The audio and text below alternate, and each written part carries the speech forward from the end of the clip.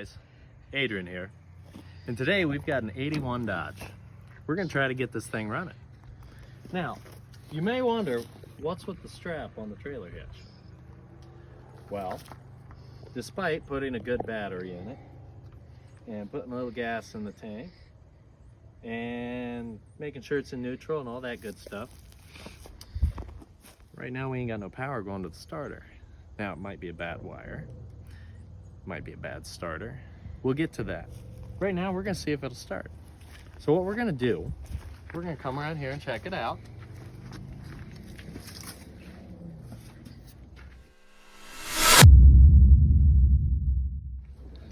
Stink bugs are bad this year. Now, the first warning I'm gonna give you is, when you start with a vehicle that's been sitting for any period of time over the summer, you may want to be cautious about just throwing the hood open like I just did. I had it open a little bit ago. And yeah, the bees are taken care of now. So anyway, I already know that this is going to be one of those don't try this at home kids kind of things. Because we ain't got no brakes right now. It's got oil in it, and yeah, we got a little bit of juice in the coolant reservoir. We got a newer alternator. Like I said, decent battery. Now, somebody's been into the wiring, that could be part of our problem. But I still say we give it a little tug and see what happens. All right, now I've mentioned giving this a tug. And the only reason we're able to do this is because she's stick.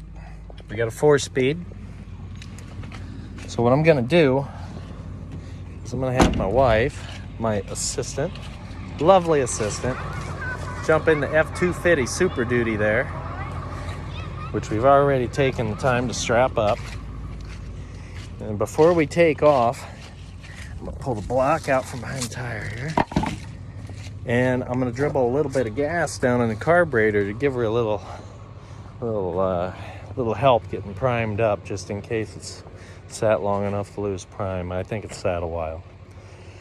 So we're gonna see how this goes. Really. Like I said, no power.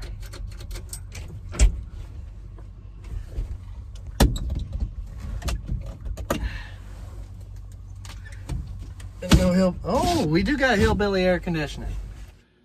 Hillbilly? That's Hill William to you. Let her rip, Cletus.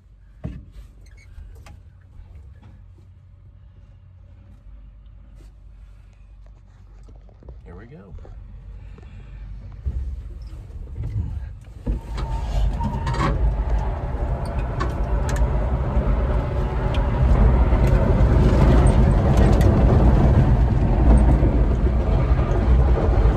Hold it! Trying to pull start a truck in reverse, that's a little unorthodox, but if we're in the reverse gear, going in reverse, the motor's still spinning the right direction. One of the issues that we had was the brakes were seized up a little bit. We got the wheels freed up now. The problem is the truck ain't in this gear going in reverse, the truck isn't heavy enough to hold traction. So we're gonna try it 4-wheel drive.